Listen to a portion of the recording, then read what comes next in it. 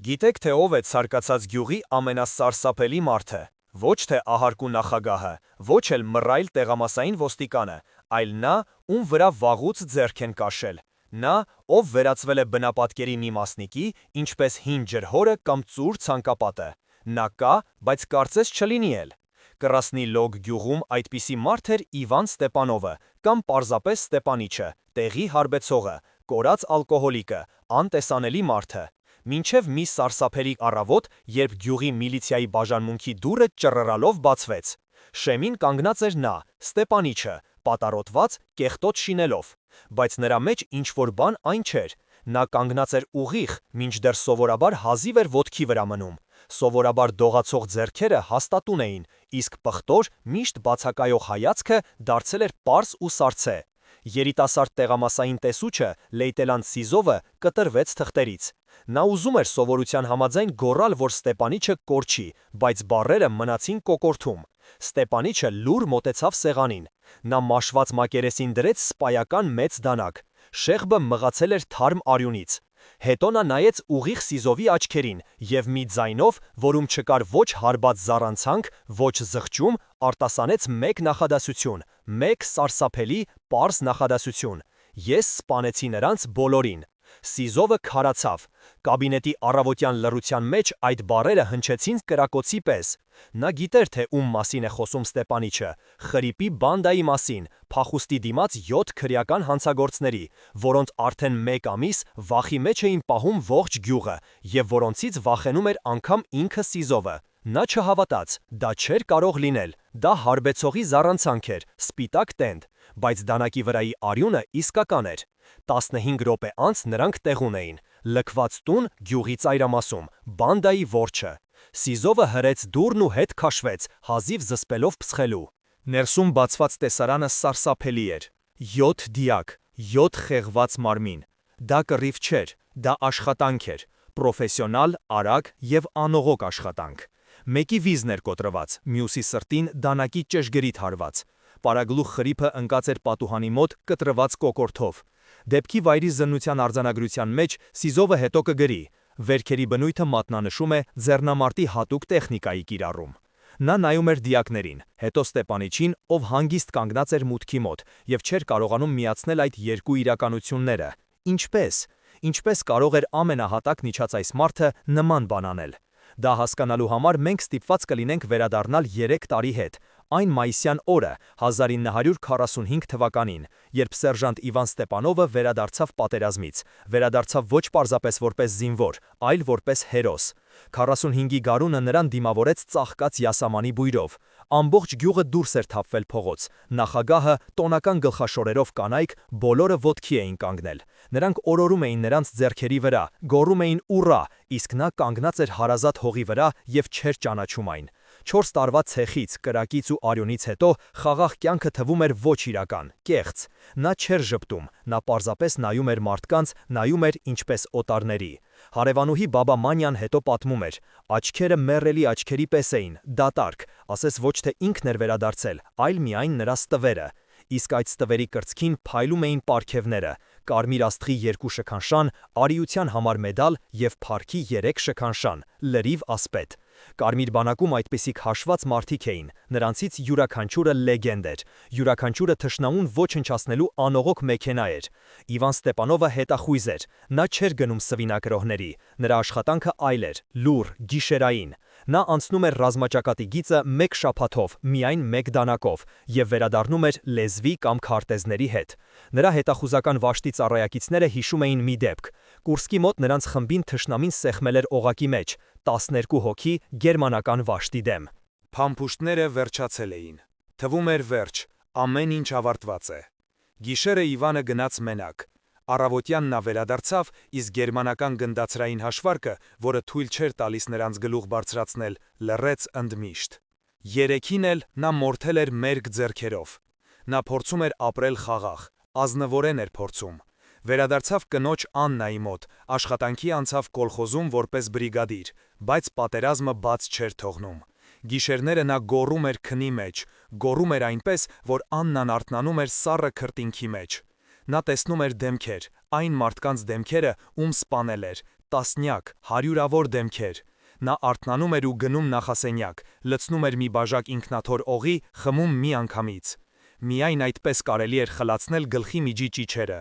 Սկզբում նա խմում էր միայն գիշերները, հետո սկսեց խմել ցերեկը։ Սկզբում մենակ, հետո գտնվեցին խմիչքի ընկերներ։ Աննան լալիս էր, աղաչում, խնդրում։ Նա նայում էր կնոջը դադարք աչքերով ու լռում։ Նա ինքն էլ չէր ուզում խմել, բայց չխմել արդեն չէր կարող։ Ալկոհոլը դարձել էր հիշողության դեմ միակ դեղամիջոցը, դեղամիջոց, որը սպանում էր նրան դանդաղ, բայց հաստատուն։ 1 տարի անց նրան հանեցին բրիգադիրի պաշտոնից։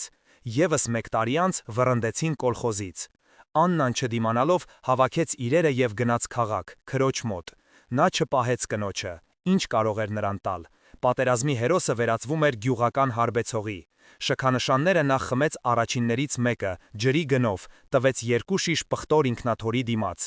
48 թվականին սերժանտ Իվա Ստեպանովիչ ոչինչ չէր մնացել։ Կար միայն Ստեպանիչը, ուռած դեմք, դողացող ձեռքեր, պատառոտված շինել, որը նա չէր հանում ոչ ձմռանը, ոչ ամռանը։ Նա ապրում էր ողորմությունով, ով մի կտոր հաց կտա, ով մի բաժակ կլցնի։ Երեխաները քարեր էին նետում նրա վրա ու գոռում. «Ալկաշ»։ Նա չէր նեղանում, նա արդեն ոչինչ չէր զգում։ Նրա հոգին մոխրացած էր մինչև վերջ։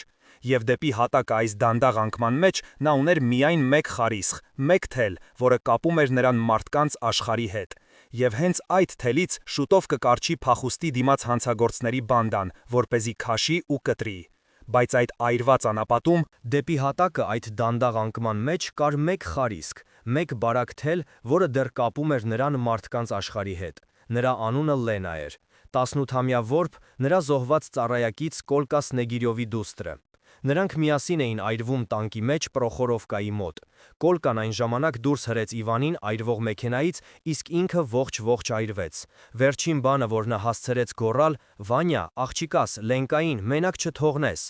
Եվ Իվանը չթողեց։ Ինչպես կարող էր։ Համագյուղացիները հետո հիշում էին այդ տարօրինակ լուռ ընկերությունը։ Ստեպանիչը երբեք չէր խոսում Լենայի հետ։ Նա վախենում էր մոտենալ նրան հարբած, իսկ սթափ գրեթե չէր լինում։ Բայց նա միշտ ինչ-որտեղ մոտակայքում էր, ինչպես ստվեր։ Նա լուր ջարդում էր նրա ձմեռվա փայտը, նորոգում նրա հին տնակի ծակված տանիքը, ամռանը անտառից բերում էր մի զամբյուղ հատապտուղ կամ սունկ, թողնում շեմին ու անմիջապես հեռանում, որպեսզի աղջիկը չհասցնի շնորհակալություն հայտնել։ Լենան միակ մարդն էր ամբողջ գյուղում, ով նրա մեջ չէր տեսնում հարբեցողի։ Նա տեսնում էր նրա մեջ մարդու, ում հոգին պատերազմը կոտրել էր։ Երբեմն նա թողնում էր նույն շեմին մի ափսե տաք ապուր կամ մի գավաթ կաթ։ Նա նույնպես լուռ վերցնում էր։ Դա նրանց անխոս երկխոսությունն էր, երկու միայնակների երկխոսությունը։ Աղջիկը նրա վերջին խոստումն էր, վերջին իմաստը, վերջին բանը, որ չէր կարելի դավաճանել։ Հանցագործները հայտնվեցին գյուղում օգոստոսի վերջին, ինչպես մորեխը։ Սկզբում նրանք 3-ն էին, հետո եկան մյուսները։ Պարագլուխ Խրիփը փորձառու գայլ էր, 20 տարի ճամբարներում։ Նա անմիջապես հասկացավ, գյուղն անպաշտպան է։ Տեղամասային Սիզովը, երիտասարդ լեյտենանտ, 1 հոգի 3 գյուղի համար։ Նախագահը վախկոտ։ Տղամարդիկ պատերազմից հետո կամ չէին վերադարձել, կամ վերադարձել էին հաշմանդամ։ Իդեալական վայր հատակին պարկելու և տեղացիների հաշվին սնվելու համար։ Նրանք գործում էին լկտի և արագ։ Հենց առաջին օրը ծեծեցին նախագահին այն բանի համար, որ սխալ էր նայել։ Հետո թալանեցին գյուղի խանութը, տարան ամեն ինչ, օղուց մինչև տնտեսական օճառ։ Տեղամասային Սիզովը եկավ, արձանագրություն կազմեց և ձևացրեց, թե ոչինչ չի պատահել։ Նա հասկանում էր, 7 դանակավոր տականքների դեմ նա մենակ չի դիմանա, իսկ օգնության սպասելու տեղ չկար։ Բանդան զգաց իր անպատժելիությունը։ Նրանք հարկադրեցին ամբողջ գյուղին տուրք վճարել։ Յուրաքանչյուր ընտանիք պետք է տար նրանց մթերքի մի մասը, ինքնաթոր, փող։ Ով հրաժարվում էր, նրանց սպասում էր գիշերային այցելություն։ Նման այցելությունից հետո մարդիկ դառնում էին ավելի զիջող։ Գյուղը քարացել էր վախից։ Մարդիկ վախենում էին փողոց դուրս գալ մայրամուտից հետո, փակում էին դռները բոլոր նիգերով, բայց վախը չէր փրկում։ Հենց Ստեպանիչը դարձավ բանդայի գլխավոր թիրախը, ոչ փողի պատճառով։ Ինչ փող հարբեցողի մոտ։ Նա դարձավ նրանց համար զվարճանք, կենդանի խաղալիք, մարդ, ում վրա կարելի էր ծաղրել առանց վտանգի։ Նրանք խլում էին նրանից ողորմությունը, որը նա հավաքում էր օրվա ընթացքում, ստիպում էին նրան երգել ու պարել մի բաժակ էժանագին օղու համար։ Մի անգամ Խրիպը հանգցրեց ծխախոտի մնացորդը նրա պատառոտված շինելի վրա։ պարզապես այնպես, ձանձրույթից։ Ստեպանիչը հանդուրժում էր, լուր։ Նա աչքերը խոնարհում էր գետնին ու տանում բոլոր նվաստացումները։ Նրա ներսում քնած էր գազանը, այն նույն հետախույզը, որը մեն-մենակ մորթում էր գերմանական պահակակետերը։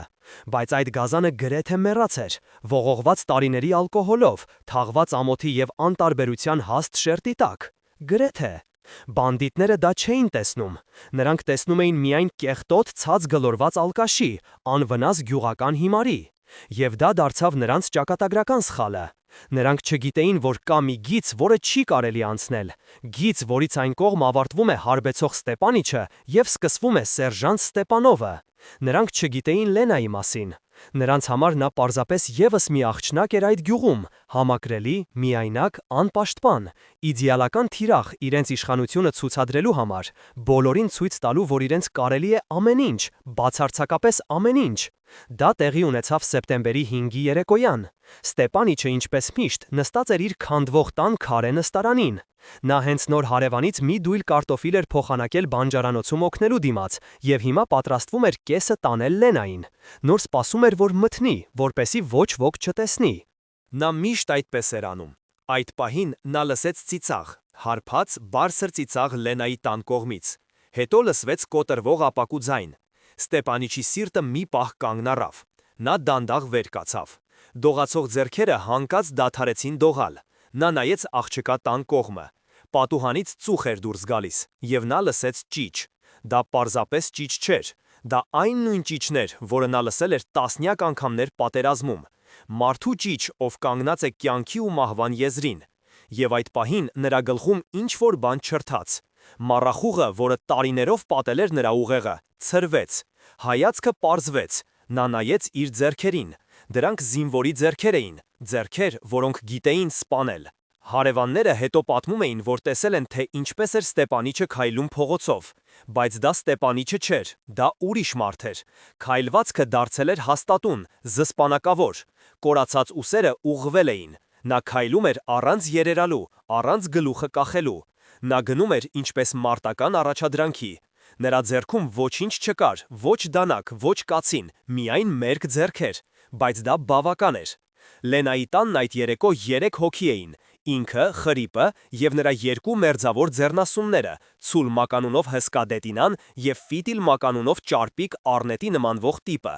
Նրանք չէին պատրաստվում նրան սպանել։ Նրանք ուզում էին կատակել, վախեցնել, նվաստացնել, ցույց տալ, թե ով է գյուղում տերը։ Նրանք ջարդել էին պատուհանը, մտել տուն։ Լենան գոռացել էր, Ցուլը բռնել էր նրան, փակել բերանը։ Խրիպը քմծիծաղ տալով գրպանից հանել էր դանակը։ «Սուս, գեղեցկուհի», շշնջացել էր նա, «եթե լավ աղջիկ լինես, պարզապես հյուսերդ կկտրենք հիշատակի համար»։ Այդ պահին դուռը թռավ ծխնիներից, պարզապես ներս ընկավ, ինչպես պարիսպ ջարդող գերանի հարվածից։ Շեմին կանգնած էր Ստեպանովը։ Նրա աչքերում չկար հարբած մառախուղ, դրանցում կար կատաղություն, սառը, հանգիստ, գազանային կատաղություն։ Հանցագործները մի պահ շփոթվեցին։ Նրանք չճանաչեցին այս մարդու մեջ այն խեղճացած ալկաշին, ում նվաստացնում էին ցերեկը։ Սա ուրիշ մեկն էր։ Ցուլը առաջինը ուշքի եկավ։ Նա հրեց Լենային և գնաց Իվանի վրա, խաղացնելով մկանները։ Հասակով նա մի գլուխ բարձր էր։ Ուսերը 1.5 անգամ լայն։ Այդ ինչ է, հերոսացել ես, մահ ես փնտրում, մռնչաց նա։ Պատասխանի փոխարեն Իվանը կատարեց կարճ, գրեթե աննկատ շարժում, քայլ առաջ, ափի հիմքով հարված ծնոտի տակ։ Պարանոցի ողերի կոտրվելու ձայնը լսելի էր տիրող լռության մեջ։ Ցուլը առանց ձայն հանելու մեռած ընկավ հատակին։ Խրիպն ու Ֆիտիլը քարացան։ Նրանք մահեր տեսել էին, իրենք էլ սպանել էին, բայց այսպես, մեկ հարվածով, առանց թափ առնելու, առանց ճիչի, նրանք երբեք չէին տեսել։ Դա պրոֆեսիոնալի աշխատանք էր։ Ֆիտիլը, արդարացնելով իր մականունը, առաջինը բռնկվեց։ Նա ճղճղոցով նետվեց դեպի ջարդված պատուհանը, բայց չհասցրեց վազել։ Իվանը կտրեց նրա ճանապարհը 2 քայլով, բռնեց օձիքից, շրջեց, ծնկի հարված արևային հյուսակին։ Ֆիտիլը ծալվեց մեջտեղից, շնչահեղձ լինելով։ Արմունքի երկրորդ հարվածը ծոծրակին նրան ուղարկեց անգիտակից վիճակի։ Խրիպը մնաց մենակ։ Նա դանդաղ նահանջում էր դեպի պատը, դանակը պահելով իր առջև։ Նրա աչքերում, որոնք դեռ 1 րոպե առաջ լկտի էին ու դաժան, հիմա կենդանական սարսափ էր ալեկոծվում։ Նա հասկացավ, թե ում հետ է կապվել։ Սա հարբեցող չէր, սա գայլ էր։ Դու ով ես այդպիսին, խրխրաց նա։ Իվանը չպատասխանեց, նա դանդաղ գնաց նրա վրա։ Նրա ձեռքերում զենք չկար, նրան դա պետք չէր, նրա ձեռքերն ինքնին զենք էին։ Խրիպը, հասկանալով, որ ձեռնամարտում չի դիմանա, դանակով հուսահատ հարձակում գործեց։ Իվանը խուսափեց, շարժումը հղկված էր, հասցված ավտոմատիզմի տարիների մարզումների և իրական մարտերի ընթացքում։ Նա բռնեց խրիպի ձեռքը, ոլորեց այն, դանակը զնգոցով ընկավ հատակին։ Իվանը չսպանեց նրան անմիջապես, նա ոլորեց նրա ձեռքը մեջքի հետևը և քաշ տվեց դեպի սեղանը։ Սեղանին կերոսինի լամպ էր դրված։ Իվանը վերցրեց այն։ Ասա, որտեղ են մյուսները։ Նրա ձայնը ցածր էր, բայց դրանից ավելի սարսափելի։ Խրիպը լռում էր։ Այդ ժամանակ Իվանը հանգիստ շաղ տվեց կերոսինը նրա տաբատի վրա, գրպանից հանեց լուցկին։ Ես կհարցնեմ ևս մեկ անգամ, որտեղ են մյուսները։ Սարսափը խրիպի աչքերում փոխարինվեց խուճապով։ Նա գոռաց, ոռնաց, որ մյուս 4-ը իրենց որջում են, ծայրամասի լքված տանը, որ նրանք խմում են և սպասում իրենց վերադարձին։ Իվանը գլխով արեց, շնորհակալություն։ Նա չայրեց նրան, պարզապես հարվածեց նրա գլխով պատին։ Խրիպը թուլացավ։ Իվանը շրջվեց դեպի Լենան։ Աղջիկը նստած էր անկյունում, սեղանի տակ կծկված, և նայում էր նրան սարսափից մեծացած աչքերով։ Նա նույնպես չէր ճանաչում այս անողոք մարդասպանի մեջ այն հանգիստ, խեղծացած Ստեպանիչին։ Իվանը մոտեցավ նրան, կռացավ, մեկնեց ձեռքը, ուզում էր շոյել գլուխը, հանգստացնել, բայց ձեռքը ցուլի արյան մեջ էր։ Նա հետ քաշեց այն։ Նստիր այստեղ, փակիր դուռը, ոչ ոքի չբացես, մինչև ես չվերադառնամ։ Նա դուրս եկավ տնից։ Գիշերը մութ էր ու խաղաղ, միայն ծղրիտներն էին ճռռում խոտերի մեջ։ Նա գետնից վերցրեց խրիպի դանակը, կշռեց ձեռքում։ Հարմար է, սրանով կարելի է աշխատել։ Նա չգնաց փողոցով, նա գնաց բանջարանոցներով, ստվերի պես, ձուլվեց խավարին։ Պատերազմը, որը, ինչպես նրան թվում էր, ավարտվել էր 3 տարի առաջ, վերադարձավ։ Կամ գուցե այն երբեք էլ չէր հեռացել, պարզապես քնած էր խորքում, և հիմա արթնացել էր ու արյուն էր պահանջում։ Ժամանակակիցները, ովքեր ուսումնասիրել են այս գործինյութերը, նշել են մի ապշեցուցիչ մանրամասն։ Ստեպանովի հետագա գործողությունները պարզապես վրեժ չէին։ Դա թիկունքում թշնամական խմբի ոչնչացման դասական օպերացիա էր, հետախուզությամբ, պլանավորմամբ և կայծակնային կատարմամբ։ Ալկոհոլիկ Ստեպանիչը մահացավ, ծնվեց հետախույզ դիվերսանտ սերժանտ Ստեպանովը, և նա գնաց ավարտելու իր աշխատանքը։ Բանդայի որջը տեղակայված էր անտառապահի լքված տանը, գյուղի հենց ծայրամասում, իդեալական վայր։ Այնտեղից լավ երևում էր միակ ճանապարհը, իսկ տան հետևից անմիջապես սկսվում էր խիտ անտառը, նահանջի իդեալական ուղի։ Իվանը գիտեր այդ կունը, մանկության տարիներին նա ընկերների հետ մագլցում էր այնտեղ։ Նա հիշում էր սենյակների դասավորությունը, մուտքի ճռացող հատակը և հողե հատակով հին նկուղը։ Այդ մանկական հիշողությունները հիմա վերածվում էին մարտավարական քարտեզի։ Նա չգնաց ուղիղ, նա շրջանցեց տունը մեծ կիսաշրջանով, շարժվելով անտառի կողմից։ Անաղմուկ, ինչպես նրան սովորեցրել էր դեռ որսորդ պապը։ Քայլիր այնպես, որ թռչունի վրա թռչունը չշարժվի, ասում էր ծերունին։ Պատերազմում այդ հմտությունը տասնյակ անգամներ փրկել էր նրա կյանքը։ Նա պառկեց թփերի մեջ, տնից մոտ 50 մետր հեռավորության վրա սկսեց դիտարկումը։ Պատուհանում լույս էր վառվում, կերոսինի լամպ։ Լսվում էին հարբած ձայներ, ծիծաղ, գարմոնի ձայներ։ Նրանք 4-ն էին, բոլորը ներսում։ Դրսում պահակախումբ չկար։ Նրանք իրենց լիակատար անվտանգության մեջ էին զգում, թուլացել էին։ Դա նրանց երկրորդ սխալն էր այդ երեկո։ Իվանը սպասում էր։ Նա կարող էր ներխուժել հենց հիմա, բայց դա հիմարություն կլիներ։ 4 հարբած, բայց դեռ ուժեղ տղամարդիկ դանակներով, փակ տարածության մեջ։ Դա չափազանց մեծ ռիսկ է։ Հետախույզ Ստեպանովը երբեք իզուր ռիսկի չէր դիմում։ Նա սպասում էր, որ նրանք ավելի ուժեղ հարբեն, որ նրանց ռեակցիան դանդաղի, որ քունը սկսի հաղթել նրանց։ 1 ժամ սպասում, 2։ Լուսինը դուրս եկավ ամպերի հետևից, լուսավորելով տան դիմացի բացատը։ Տան ձայները ցածրացան, գարմոնը լռեց, պատուհանի լույսը մարեց։ Նրանք պառկեցին քնելու։ Հիմա կարելի էր սկսել։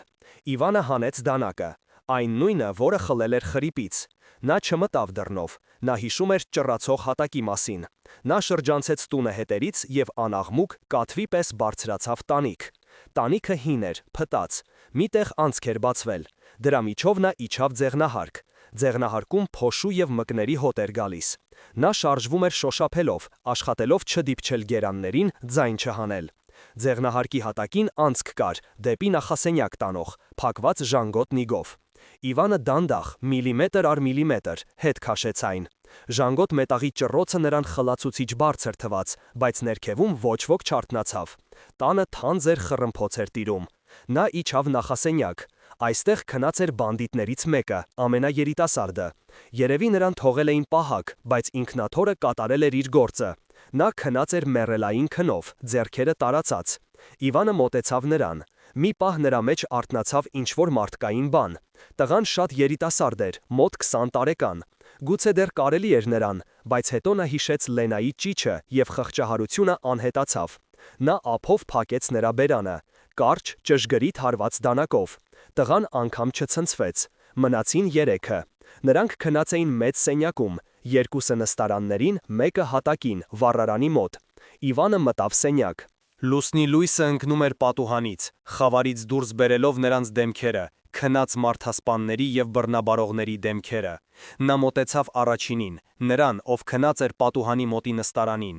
Նույն հնարքը, ափ, հարված, լռություն։ Բայց այստեղ տեղի ունեցավ անսպասելին։ Երրորդը, որ քնած էր հատակին, հանկարծ շարժվեց քնի մեջ, ինչ-որ բան մրթմրթաց։ Իվանը քարացավ։ 1 վայրկյան, 3։ Բանդիտը նորից սկսեց խռմփացնել։ Իվանը շունչ քաշեց, նա մոտեցավ նրան, բայց այդ պահին չորրորդը, որ քնած էր մյուս նստարանին, հանկարծ նստեց։ Նա չարթնացավ, պարզապես նստեց լուսնոտի պես և հառեց Իվանին կույր աչքերով։ Մտածելու ժամանակ չկար։ Իվանը նետվեց նրա վրա, բայց նա երևի ինչ-որ բան զգաց, գազանի բնազդ։ Նա գոռաց ոչ մարդկային, վայրի ձայնով, և այդ ճիչը արթնացրեց երրորդին։ Նա վեր թռավ, ձեռքում փայլեց դանակը։ Իվանը հասցրեց հարվածել գոռացողին, բայց նա ընկնելով կառչեց նրա ոտքից։ Իվանը կորցրեց հավասարակշռությունը, ընկավ և այդ պահին նրա վրա հարձակվեց երրորդը։ Խավարի մեջ սկսվեց պայքար, հարվածներ, խրխռոց, հայհոյանք։ Բանդիտը ուժեղ էր, նա փորձում էր դանակահարել Իվանին։ Իվանը բռնեց նրա ձեռքը։ Նրանք գլորվում էին հատակին, փորձելով հաղթել միմյանց։ Ինչ-որ պահի բանդիտին հաջողվեց պոկել ձեռքը։ Նա թափ առավ հարվածելու համար։ Իվանը գլորվեց մի կողմ, դանակը խրվեց հատակի մեջ, նրա գլխի կողքին։ Իվանը օգտվեց հապաղումից։ Նա ոտքով հարվածեց բանդիտի ծնկին, ճարճատյուն, վայրի ոռնոց։ Իվանը վեր թռավ, բայց ուշ էր։ Բանդիտը հաղթահարելով ցավը պոկեց դանակը հատակից և նետեց այն։ Իվանը հասցրեց խուսափել, բայց շեղբը քերեց ուսը։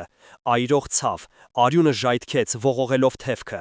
Բանդիտը կաղալով նետվեց դեպի դուռը։ Նա ուզում էր դուրս վազել, տագնապ բարձրացնել, բայց Իվանը հասավ նրան արդեն նախասենյակում։ Նա այլևս չօգտագործեց դանակը, նա պարզապես կոտրեց նրա վիզը, ինչպես կոտրում էր գերմանացի պահակներինը։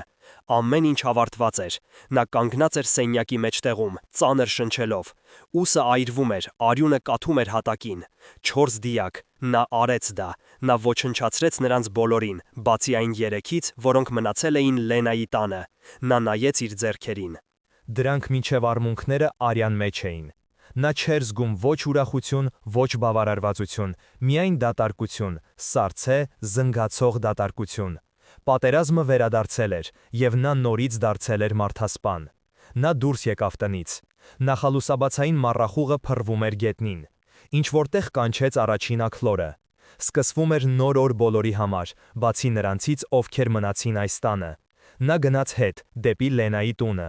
Պետք էր ավարտել սկսածը, խրիփն ու ֆիտիլը։ Նրանք դեռ ողջ էին, կապկպված, սպասում էին իրենց ճակատագրին։ Վերադառնալով Լենայի տուն, Իվանը շարժվում էր արդեն ոչ որպես հետախույզ։ Նա գնում էր ուղիղ փողոցով, չթաքնվելով։ Վիրավոր ուսը մխկտում էր բութ բաբախող ցավով։ Շինելը ներծծվել էր արյունով և ծանրացել։ Բայց նա դա չէր նկատում։ Գլխում միայն մեկ միտք կար՝ ավարտել, վերջակետ դնել այս արյունոտ գիշերվան։ Նա մոտեցավ տանը։ Դուռը փակ էր ներսից, ինչպես ինքն էր հրամայել։ Նա ցածր թակեց։ Պայմանական թակոց, որը նա ժամանակին սովորեցրել էր իր հետախույզներին։ 3 կարճ, 2 երկար։ Դրամ հետևից լսվեց վախեցած խշշոց։ Հետո Լենայի ցածր ձայնը. «Ո՞վ է»։ «Ես եմ, Ստեպանիչը, բաց արա»։ Նիգը հետ քաշվեց։ Լենան կանգնած էր շեմին, գունատ, սարսափից մեծացած աչքերով։ Նա տեսավ նրան ամբողջովին արյան մեջ, դանակը ձեռքին և հետ քաշվեց։ «Ամեն ինչ վերջացած է», ասաց նա խրպոտ, «մյուսները էլ չկան»։ Նա մտավ տուն։ Խրիփն ու ֆիտիլը պառկած էին հատակին, պարանի կտորներով կապկպված։ Նրանք արդեն ուշքի էին եւ հիմա նայում էին ներս մտած Իվանին կենդանական սարսափով։ Նրանք լսել էին ճիչերը անտառապահի տնից։ Նրանք հասկացել էին, որ իրենց հանցակիցները մեռած են։ Իվանը մոտեցավ նրանց։ Նա լուռ նայում էր նրանց վերևից։ Նրանց դեմքերին, որոնք դեռ 3 լկտի էին ու դաժան, հիմա միայն վախ էր։ Նրանք մարմռում էին, փորձում էին ինչ-որ բան ասել լաթերից պատրաստված խցանների միջով։ «Ինչ ենք անելու նրանց հետ», հարցրեց Լենա շշուկով։ Նա մոտեցավ հետևից, վախենալով մոտենալ նրան։ Նա թվում էր նրան օտար ու սարսափելի։ Իվանը չպատասխանեց։ Նա մտածում էր. պատերազմի օրենքներով նա պետք է սպաներ նրանց։ Գերիները, ովքեր չափազանց շատ բան գիտեն, բեռ են եւ ռիսկ։ Բայց պատերազմը ավարտվել էր, համենայն դեպս մնացած բոլորի համար։ Նա կարող էր հանձնել նրանց միլիցիային։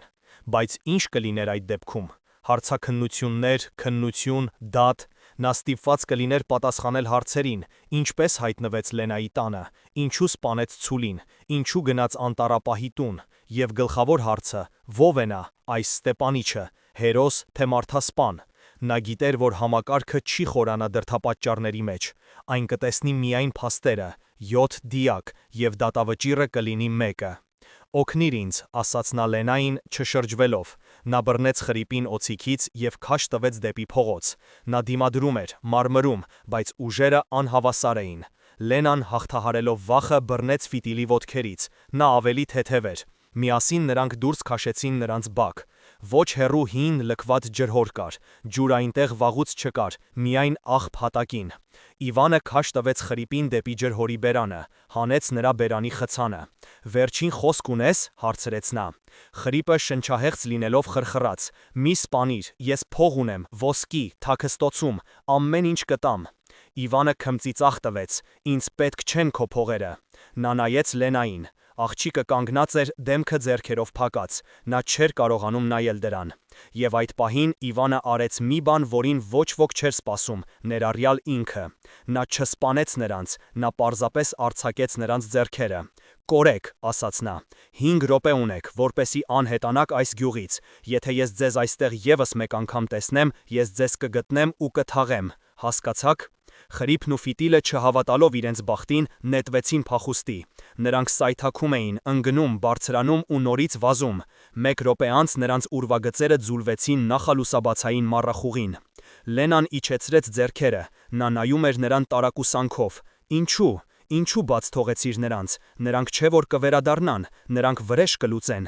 Իվանը գլուխը շարժեց. չեն վերադառնա։ Վախը ցանկացած պարանից ամուր շղթա է։ Նրանք կվախենան ինձնից մինչև իրենց օրերի վերջը։ Իսկ գլխավորը, նա լռեց, հետո ավելացրեց ցածր. ես հոգնել եմ սպանելուց։ 4 տարվա պատերազմի ընթացքում ես այնքան եմ սպանել, որ կհերիքի 10 կյանքի համար։ Հերիք է։ Նա նայեց իր ձեռքերին։ Արյունը դրանց վրա արդեն չորացել էր։ Պետք է լվացվել։ Նա մոտեցավ լվացարանին, երկար ու մանրակրկիտ լվանում էր ձեռքերը, տրորում էր դրանք հավազով, ասես փորձում էր մաքրել ոչ միայն արյունը, այլև հենց հիշողությունը այդ գիշերվա մասին։ Լենան մոտեցավ նրան։ Նա վերցրեց մաքուր սրբիչը եւ զգուշորեն չորացրեց նրա վիրավոր ուսը։ «Ցավում է», հարցրեց նա։ Նա գլխով արեց ոչ այնպես, ինչպես այստեղ, եւ մատով ցույց տվեց իր կուրծքը։ Նա մշակեց նրա վերքը, կապեց մաքուր լաթով։ Նրանք նստած էին շեմին լուռ։ Արևն արդեն ծագում էր, երկինքը ներկելով վարդագույն երանգներով։ Գյուղը արթնանում էր։ Ինչ որտեղ հաչեց շունը, բառաչեց հորթը։ Սկսվում էր նոր խաղաղ օր, բայց նրանց երկուսի համար աշխարհը այլևս երբեք նախկինը չէր լինի։ «Հիմա ինչ է լինելու», հարցրեց Լենան։ Իվանը ուսերը թոթվեց։ «Չգիտեմ, հիմա ինձ փնտրելու են անտառում գտնվողների համար եւ այս երկուսի համար։ Նրանք կհասնեն քաղաք եւ ամեն ինչ կպատմեն։ Պետք է փախչել», ասաց նա։ «Դու պետք է գնաս անտառ, դու չէ որ կարող ես»։ Նա նայեց աղջկան։ Նրա աչքերում կար ոչ միայն հոգատարություն, այլև ինչ-որ ուրիշ բան, մի բան, որ նա շատ վաղուց չէր տեսել կանանց աչքերում։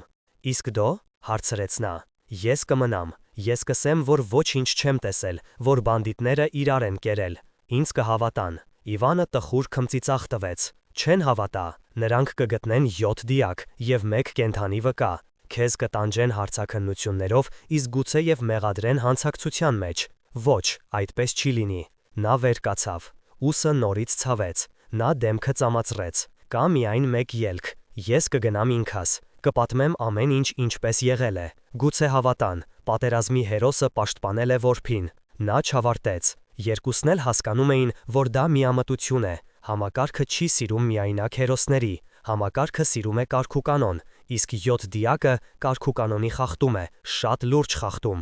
Ոչ, ասաց Լենան հաստատակամ, մենք կգնանք միասին, եթե փախչել, ապա միասին, եթե հանձնվել, ապա միասին։ Իվանը նայեց նրան, 18-ամյա աղջնակ, փխրուն, վախեցած, բայց նրա մեջ ավելի շատ տղամարդկություն կար, քան շատ առողջ տղամարդկանց մեջ, որոնց նա տեսել էր։ Նա հիշեց իր ընկեր Կոլկային։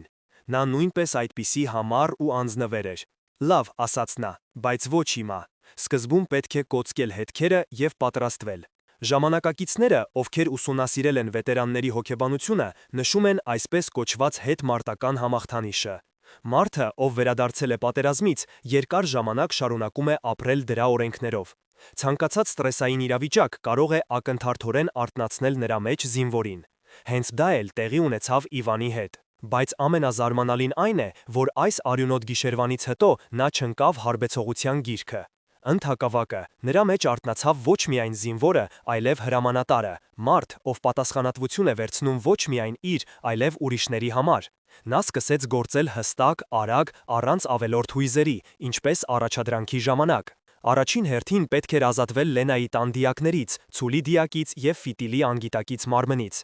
Նրանց այստեղ թողնել չէր կարելի։ Տեղամասային Սիզովը կարող էր հայտնվել ցանկացած պահի։ Իվանը շուրջը նայեց։ Նրանց միջև անտառ քաշ տալը հեռու էր եւ ռիսկային, կարող էին նկատել հարևանները,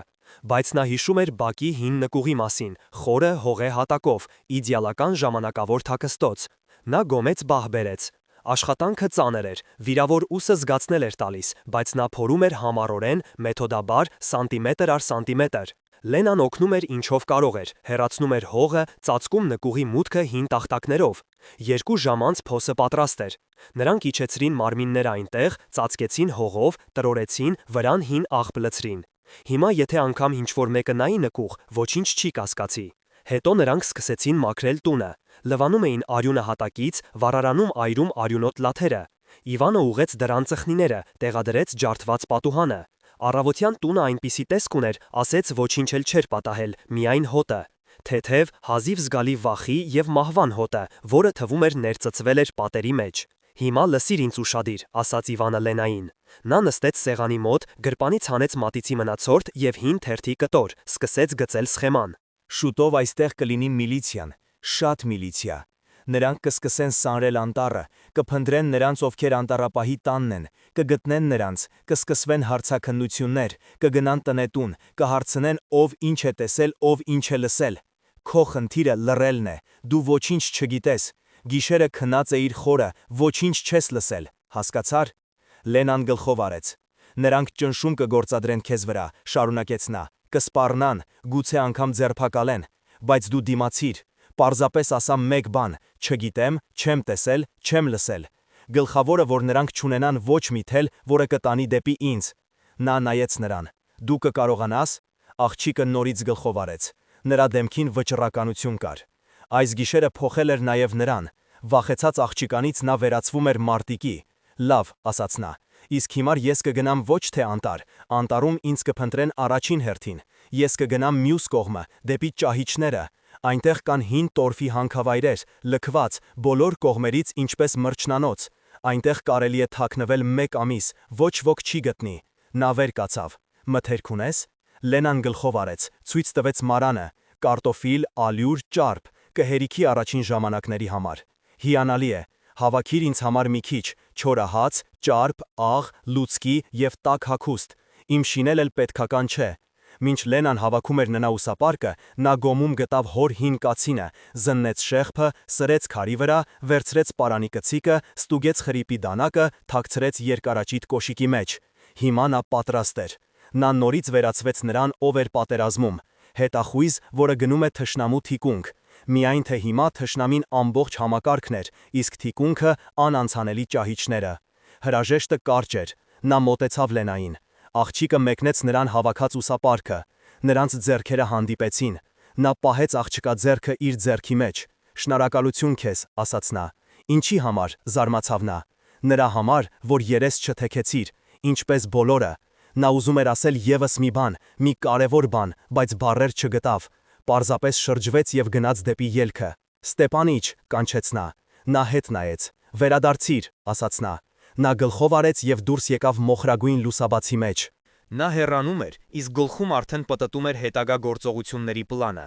Նա չէր պատրաստվում պարզապես նստել ճահիճներում, նա պատրաստվում էր գործել։ Նա գիտեր, որ խրիպն ու ֆիտիլը կհասնեն քաղաք։ Նրանք կպատմեն իրենց մարդկանց, եւ նրա հետևից կգա ոչ միայն միլիցիան, կգան գողերը, եւ նրանք կփնտրեն ոչ միայն նրան, նրանք կփնտրեն Լենային։ Նա նրանց խայտառակության միակ վկան էր։ Իսկ այդպիսի վկաները երկար չեն ապրում, նա պետք է առաջ անցներ նրանցից։ Բայց ինչպես։ Նույն օրը Կրասնի Լոկ գյուղը վերածվեց խառնված փեթակի։ Կեսօրին ժամանեց տեղամասային Սիզովը, եւ ոչ մենակ, այլ շրջկենտրոնից եկած երկու օպերատիվ աշխատողների եւ հետախույս շան հետ։ Անտարապահի տանը տեղի ունեցած սպանդի մասին լուրերը արդեն տարածվել էին գյուղով մեկ։ Առավոտյան սունկ հավաքողներից մեկը հանդիպել էր սարսափելի գտածոյին եւ վազել գյուղ խորհուրդ։ Սիզովը սկսեց Լենայի հարցաքննությունից։ Նա ընդգծված քաղաքավարի էր աղջկա հետ, խոսում էր ցածր, հանգստացնում, բայց այդ քաղաքավարության հետևում զգացվում էր քննիչի պողպատե ճանկը։ Լենան դիմանում էր, խաղում էր իր դերը, ինչպես սովորեցրել էր Իվանը։ Այո, երեք երեկոյան նրա տուն էին ներխուժել բանդիտները։ Նա վախեցել էր, գոռացել, բայց այդ պահին հայտնվել էր Ստեպանիչը։ Նա քշել էր նրանց։ Թե ուր կորան նրանց աղջիկը չգիտի։ Ստեպանիչը նույնպես հեռացավ։ Թե ուր, նա նույնպես չգիտի։ Դրանից ավել նա ոչինչ չի տեսել եւ չի լսել։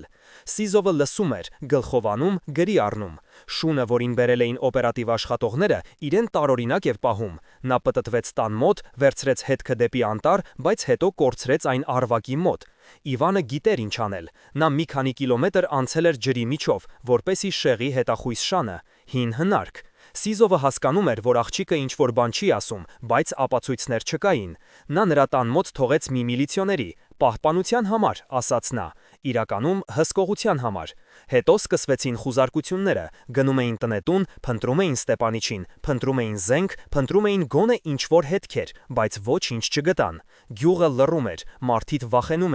վախենում էին եւ բանդիտներից, եւ միլիցիայից։ Նրանք պարզապես ուզում էին, որ այս ամենը շուտ ավարտվի։ Երեկորան հայտնի դարձավ։ Անտառապահի տանը իսկապես գտել են 4 դիակ եւ եւս մեկը նախասենյակում, 5-ը, իսկ բանդայում 7-ն էին։ Ուր կորան մյուս երկուսը եւ որտեղ է պարագլուխը, խրիպը։ Սիզովը կոտրում էր գլուխը։ Լենայի վարկածը, թե Ստեպանիչը պարզապես քշել է բանդիտներին, փլուզվում էր։ Քշել այնպես, որ թողնել 5 դիակ, բայց եւ մեղադրել Ստեպանիչին սպանության մեջ նա չէր կարող։ Չկային ուղղակի ապացույցներ, միայն վախեցած աղջկա ցուցմունքները եւ ամբողջ գյուղի լռությունը։ Իսկ Իվանը այդ ժամանակ արդեն հեռու էր։ Նա քայլում էր ողջ գիշեր եւ ողջ ցերեկ, առանց կանգ առնելու։ Քայլում էր առանց թաքնվելու, բայց եւ ուշադրություն չգրավելով։ Սովորական տղամարդ, կացնով եւ ուսապարկով։ Քիչ են այդպիսիք քայլում անտառներով պատերազմից հետո։ Նա շարժվում էր դեպի հյուսիս-արևելք, դեպի տորֆի ճահիճները։ Դա մեռյալ գոտի էր, անգամ որսորդները աշխատում էին շրջանցել այն։ Կորստյան վայր, բայց նրա համար դա իդեալական թաքստոց էր։ Երկրորդ օրվա երեկոյան նա հասավ նպատակակետին։ Նրա առջև փրված էր թխուր հարթավայր, ծածկված տկար թփուտներով եւ մամուռով։ Տեղ-տեղ երևում էին վագոնիկների ժանգոտ կմախքներ եւ կիսափուլ փայտե հարթակներ։ Դրանք հենց հին տորֆահանքերն էին։ Աշխատանքներն այստեղ դադարեցվել էին դեռ պատերազմից առաջ։ Հիմա դա աշխարհի ծայրն էր, մի վայր, որտեղ կարելի էր անհետանալ։ Նա գտավ լքված հանքուղի, որը տանում էր խորը գետնի տակ։ Ներսում չոր էր եւ փտածության հոտ էր գալիս։ Նա գնաց խորքը մոտ 100 մետր, մինչև փլվածքի։ Փլվածքի հետևում առաջացել էր փոքրիկ քարանձավ։ Այստեղ էլ նա որոշեց սարքել իր ժամանակավոր որջը։ Նա դասավորեց իրերը, վառեց փոքր խարույկ։ Ծուխը գնում էր առաստաղի ճեղքերով, դրսից այն չէր երևում։ Նա կերավ մի կտոր ճարպ չորահացով, առաջին նորմալ սնունդը 2 օրվա ընթացքում, եւ երկար տարիների մեջ առաջին անգամ նա զգաց հանգստության նման մի բան։ Այստեղ գետնի տակ մարդկանցից հեռու նա նորից իր տարերքի մեջ էր, ինչպես պատերազմում, թշնամու թիկունքում։ Կա հստակ խնդիր, ողջ մնալ, կա թշնամի, նրանք ովքեր փնտրում են իրեն, կա նպատակ, պաշտպանել Լենային, ամեն ինչ պարզ է։ Ամեն ինչ հասկանալի։ Խաղաղ կյանքի ոչ մի նրբերանգ, որոնք խելագարեցնում էին նրան։ Նա անցկացրեց իր թաքստոցում 3 օր, քնեց, ուշքի եկավ, բուժեց վիրավորուսը, իսկ գլխավորը մտածեց, գլխում պտտեց տարբերակները։ Նա հասկանում էր, որ այստեղ երկար նստել չի ստացվի։ Վաղ թե ուշ նրա հետքի վրա դուրս կգան և միլիցիան, և գողերը։ Հատկապես նրան անհանգստացնում էին գողերը, խրիպն ու ֆիտիլը, որոնց նա բաց էր թողել, նրա համար դանդաղ գործողության ռումբ էին։ Նրանք նվաստացած էին, իսկ քրեական աշխարհում նվաստացումը մաքրվում է միայն արյունով։ Նրանք վրեժ կլուծեն։ Եվ վրեժ կլուծեն ոչ թե իրենից, նրանք վրեժ կլուծեն Լենայից։ Նա պետք է ինչ-որ բան ձեռնարկեր։ Բայց ինչ կարող էր նա անել մենակ, առանց փողի, առանց փաստաթղթերի, հետախուզման մեջ գտնվելով։ Չորրորդ օրը նա որոշեց դուրս գալ։ Գիշերը նա դուրս եկավ իր թաքստոցից և շարժվեց դեպի մոտակա երկաթուղային կայարանը։ Կայարան Ալխովկա, փոքրիկ հանգույց, որտեղ կանգ էին առնում ապրանքատար գնացքները։ Նա քայլեց 8 ժամ, մինչև առավոտ։ Նա տեղում էր, թաքնվեց գծերի մոտ գտնվող անտառաշերտում, սկսեց դիտարկումը։ Նա գիտեր ինչա փնտրում, նա փնտրում էր փոստատարի։ Հետպատերազմյան քրեական աշխարհում գոյություն ուներ կապի ամբողջական համակարգ, տեղեկատվությունը փոխանցվում էր ուղևորատար գնացքների ուղեկցորդների, ապրանքատարների մեքենավարների, կայարանամերձ առևտրականների միջոցով։ Պետք էր միայն իմանալ ում մոտենալ։ Իվանը գիտեր, պատերազմում նա բազմիցս օգտվել էր նման փոստատարների ծառայություններից, ռազմաճակատի գծով զեկույցներ փոխանցելու համար։ Նա սպասեց գրեթե 1 օր։ Վերջապես նա տեսավ անհրաժեշտ մարդուն, Մոսկվա Որկուտա գնացքի փոստային բեռնատար վագոնի ուղեկցորդին, խորամանկ աչքերով մի տարեց տղամարդու։ Իվանը մոտեցավ նրան, երբ նա մի կողմ էր քաշվել վագոնի հետևը ծխելու։ Նա չսպառնաց, նա գործարք առաջարկեց։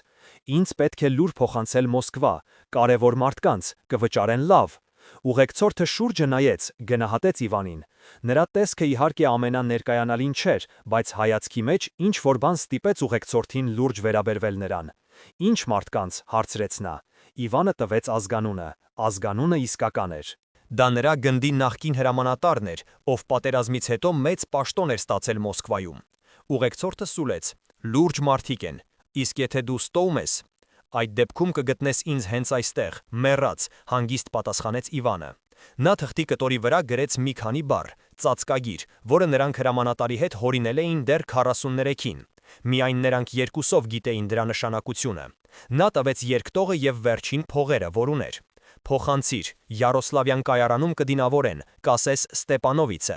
Հիմա մնում էր միայն սպասել։ Սպասել և հուսալ, որ հրամանատարը նրան չի մոռացել, որ նա կհավատա և որ նա կօգնի։ Դա նրան միակ շանսն էր։ Շանս վերախաղարկել իրավիճակը, որսից վերածվել որսորդի։ Բայց նա չգիտեր, որ այդ նույն ժամանակ Մոսկվայում արդեն ծավալվում էին իրադարձություններ, որոնք կանխորոշեցին նրա ճակատագիրը, և ամբողջ Կրասնի Լոկ գյուղի ճակատագիրը։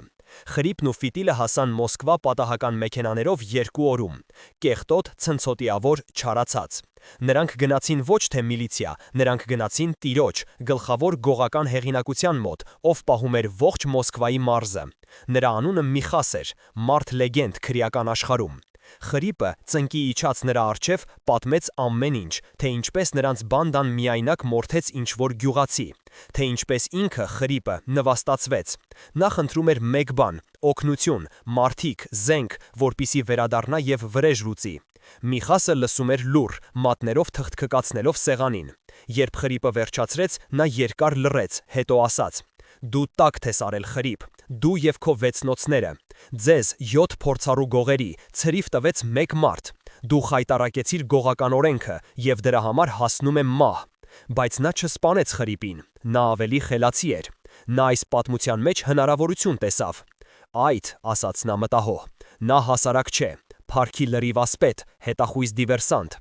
Այդպիսի մարդիկ ճանապարհին ընկած չեն լինում, նա ինձ պետք է։ Իվանի երկտողը հասավ հասցեատիրոջը 3 օր անց։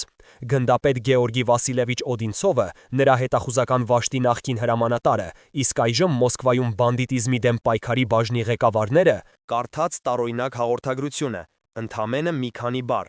Ճուրակը կանչում է բազեին, պահանջվում է աջակցություն օդից, հին օդանավակայան։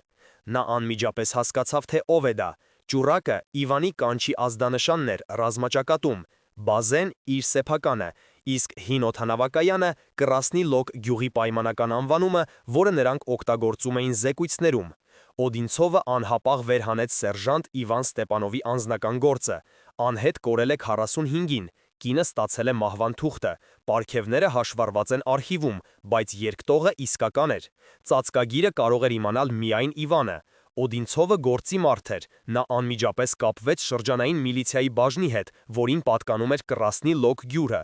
Լեյտենանտ Սիզովի հաշվետվությունը անտարապահի տան սպանդի մասին դրվեց նրա սեղանին 1 ժամ անց։ Պատկերը պարզվում էր, բայց դառնում էր ավելի խճճված։ Նրա լավագույն հետախույզը, ում նա համարում էր զոհված, ողջ է, բայց նա զանգվածային սպանության գլխավոր կասկածյալն է։ Օդինցովը գիտեր Իվանին, նա գիտեր, թե ինչի է նա ընդունակ, բայց նա նաև գիտեր, որ Ստեպանովը երբեք չէր սպանի առանց պատճառի, հատկապես նման դաժանությամբ։ Նշանակում է տեղի է ունեցել ինչ-որ արտառոց բան։ Գնդապետը կայացրեց որոշում, որը դեմ էր բոլոր հրահանգներին։ Նա պաշտոնական հետախուզում չհայտարարեց Իվանի նկատմամբ։ Դրա փոխարեն նա Կրասնի Լոկ ուղարկեց իր խմբին, ոչ թե միլիցիային, այլ ուրիշ մարդկանց, 4 նախկին ռազմաճակատային հետախույզների, ովքեր հիմա աշխատում էին իր ենթակայության տակ։ Խնդիրը ձևակերպված էր կարճ եւ հստակ՝ գտնել Ստեպանովին, գնահատել իրավիճակը, զեկուցել, եւ գլխավորը՝ ոչ ոքի չվախեցնել, ոչ տեղացիներին, ոչ էլ առավել եւս բանդիտներին։ Այդ ընթացքում Մոսկվայի քրեական աշխանում նույնպես ձեռքերը ծալած չէին նստել։ Հեղինակություն Միխասը, գնահատելով Իվանին ներուժը, որոշեց գործել։ Նա հասկացավ, որ նման մարդուն ուժով վերցնել չի ստացվի, պետք է այլ մոտեցում։ Նա գտավ Լենային, ավելի ճիշտ նրա մարդիկ գտան աղջիկան։ Խրիպի եւ ֆիտիլի փախուստից 2 օր անց նրա տան մոտ կանգնեց Սև Պոբեդա, նրանից դուրս եկավ թանկարժեք կոստյումով մի պատկառելի տղամարդ։ Ներկայացավ որպես փաստաբան, ասաց, որ իրեն վարձել են Ստեպանովի ընկերները, օգնելու համար։ Լենան չհավատաց։ Նա հիշում էր Իվանի խոսքերը. ոչ ոքի չվստահես։ Բայց փաստաբանը համոզիչ էր։ Նա պատմեց այնպիսի մանրամասներ Ստեպանովի մասին, որոնք կարող էր իմանալ միայն մերձավոր մարդը։ Նա անգամ տվեց Կոլկա Սնեգիրյովի, Լենայի հոր անունը։ Իվանը շատ է անհանգստանում ձեզ համար, ասաց նա։ Նա խնդրել է փոխանցել, որ շուտով ամեն ինչ կավարտվի, բայց դրա համար նրան պետք է ձեր օգնությունը։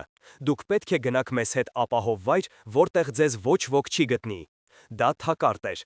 Եվ Լենան գրեթե ընկավ։ Բայց վերջին պահին, երբ նա արդեն հավաքում էր իրերը, տեսավ դաջվածքը փաստաբանի ձեռքին։ Գողական աստղ։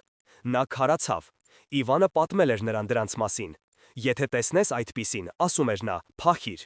Նա պատրվակ գտավ, ասաց, որ պետք է մտնի հարևանուհու մոտ հրաժեշտ տալու։ Դուրս եկավ հետևի դռնով եւ վազեց, ոչ թե տուն, այլ տեղամասային տեսուչի մոտ։ Լեյտենանտ Սիզովը, տեսնելով վախեցած աղջիկան, հասկացավ, տեղի է ունեցել ինչ-որ լուրջ բան։ Նա լսեց նրան, եւ մազերը նրա գլխին բիզ-բիզ կանգնեցին։ Մոսկվայի գողական հեղինակությունը որսում է զանգվածային սպանության գործով գլխավոր վկային։ Դա արդեն իր մակարդակը չէր։ Նա անհապաղ կապվեց շրջանային ղեկավարության հետ, նրանք մարզայինի։ Տեղեկատվությունը գնաց վերև։ Նույն օրը Կրասնի Լոկ ժամանեցին Օդինցովի մարդիկ։ Նրանք գործում էին լուռ երկրաբանների անվան տակ։ Վրան խփեցին անտառում, սկսեցին ուսումնասիրել տեղանքը։ Իրականում հսկողության տակ վերցրին եւ Լենայի տունը, եւ գյուղի մատույցները։ Նրանք սպասում էին, եւ կհայտնվեն Միխասի մարդիկ, եւ սպասում էին, երբ կհայտնվի ինքը, Իվանը։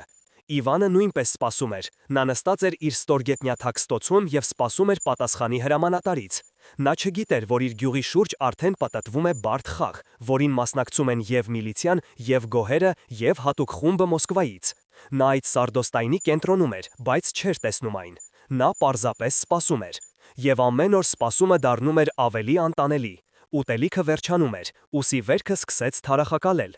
Ջերմությունը բարձրացավ, նա սկսեց զառանցել։ Քնի մեջ նա նորից պատերազմում էր, նորից տեսնում էր սպանվածների դեմքերը եւ նրանց մեջ Լենայի դեմքը։ 5-րդ օրը նա հասկացավ, որ այլևս սпасել չի կարող։ Եթե հրամանատարը չի պատասխանել, նշանակում է նա կամ չի ստացել երկտողը, կամ չի հավատացել։ Պետք էր գործել ինքնուրույն։ Նա դուրս եկավ իր թաքստոցից, թուլացած, տենդով, բայց հաստատուն որոշմամբ։ Նա կգնա Մոսկվա ինքը, կգտնի Միխասին եւ կավարտի այս պատմությունը մեկընդմիշտ։ Նա չգիտեր, որ գնալ նրան պետք չի գա։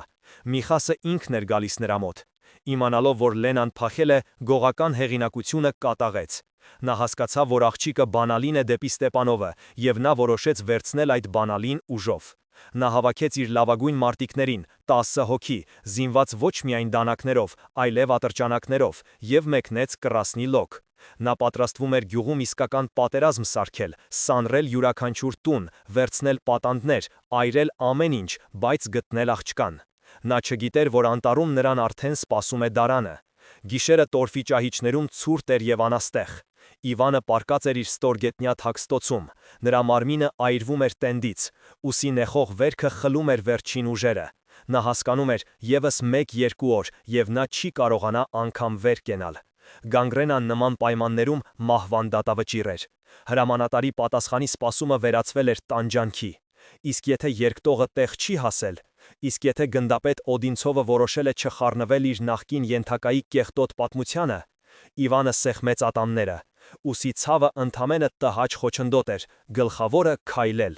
Նա այլևս չէր կարող սպասել, նա պետք է հասներ Մոսկվա կամ գոնե փորձեր։ Նա վեր կացավ երերալով։ Յուրաքանչյուր քայլ արձագանքում էր ցավով ողջ մարմնում։ Նա հավաքեց սննդի մնացորդները ուսապարկի մեջ, ստուգեց կացինն ու դանակը, նայեց հանքուղու ելքին, որտեղ սևին էր տալիս անլուսին գիշերը, եւ գնաց ընդառաջ իր ճակատագրին, չիմանալով, որ ճակատագիրը արդեն ինքն էր սլանում դեպի նա ամբողջ թափով։ Այդ նույն ժամանակ երկու մեքենա, բեռնատար եւ սև պոբեդա, արդեն մոտենում էին Կրասնի լոկ գյուղին։ Դրանցում նստած էին Միխասի մարդիկ։ Նրանք կանգ առան անտառում, չհասած առաջին տներին։ Միխասը անձամբ անցկացրեց հրահանգավորումը, նա փորձառու ռազմավար էր։ Աշխատում ենք արագ եւ լուռ, ասաց նա իր մարտիկներին, շրջափակում ենք աղջկա տունը, երկուսը վերցնում են նրան, մյուսները պահում են թիկունքը, եթե հայտնվի այդ հետախույզը, ողջ չվերցնել, եթե խառնվի միլիցիան, կրակել սպանելու նպատակով, հարցեր չկային, բանդիտները ձուլվեցին գիշերային անտառին, նրանք շարժվում էին պրոֆեսիոնալ, շղթայով, շրջանցելով գյուղը ծայրամասով, նրանք չգիտեին, որ իրենց յուրաքանչյուր քայլին արդեն հետևում են։ Օդինցովի խումբը, այն նույն երկրաբանները, դիրքավորվել էին դեռ ցերեկը։ Նրանք ընդամենը 4-ն էին, բայց լավագույններից լավագույնները։ Խմբի հրամանատարը, պաշտոնաթող մայոր Պյոտր Սեդիխը, տեսնում էր բանդիտների մոտենալը գիշերային հեռադիտակով։ Նա հանգիստ տվեց հրամանները ռացիայով։ Առաջին, երկրորդ, դիրքավորվել, երրորդ, կտրում ես նահանջի ճանապարհը դեպի մեքենաները, աշխատում ենք իմ ազդանշանով, առանց աղմուկի։ Լեյտենանտ Սիզովը նույնպես չէր քնում։ Լենայի այցից հետո նա հասկացավ, որ գործը չափազանց լուրջ ընթացք է ստանում։ Նա դարան էր դրել նրա տան մոտ 2 ամենախելացի միլիցիոներներով։ Նրանք թաքնվում էին դիմացի գոմում։ Նրանց խնդիրն էր դիտարկել եւ վտանգի դեպքում տագնապ բարձրացնել։ Բայց Սիզովը չգիտեր ոչ Միխասի խմբի, ոչ էլ Օդինցովի խմբի մասին։ Նա կարծում էր, որ գործ ունի տեղի խուլիգանների հետ։ Առաջինը տան վրա դուրս եկան Միխասի մարդկանցից երկուսը, նրանք անաղմուկ անցան ցանկապատի վրայով, մեկը մնաց սանդուղքի մոտ, երկրորդը մոտեցավ պատուհանին։ Այդ պահին գոմում գտնվող միլիցիոներներից մեկը չդիմացավ, նա տեսավ բանդիտի ձեռքին ատրճանակը եւ որոշեց գործել։ Նա դուրս թռավ գոմից գոռալով. «Կանգնել, միլիցիա է»։ Դա նրա վերջին սխալն էր։ Պատուհանի մոտի բանդիտը, առանց նշան բռնելու, կրակեց նրա ուղղությամբ։ Միլիցիոները ընկավ։ Կրակոցը ազդանշան դարձավ, Սեդիխի խումբը սկսեց աշխատել։ Դա փոխհրածգծում չէր, դա մաքրագործում էր 3 կարճ կրակահերթ խլացուցիչներից։ Բակում գտնվող 2 բանդիտները ընկան չհասցնելով հասկանալ, թե որտեղից եկավ մահը։ Մյուսները, լսելով կրակոցները, նետվեցին օգնության եւ ընկան խաչաձև կրակի տակ։ Մարտը տևեց 1 րոպեից ոչ ավել։ Օդինցովի մարդիկ գործում էին ինչպես կարգաբերված մեխանիզմ՝ շարժում, կրակոց, դիրքի փոփոխություն։ Միխասը, հասկանալով, որ ընկել է դարան, փորձեց հեռանալ։ Նա նետվեց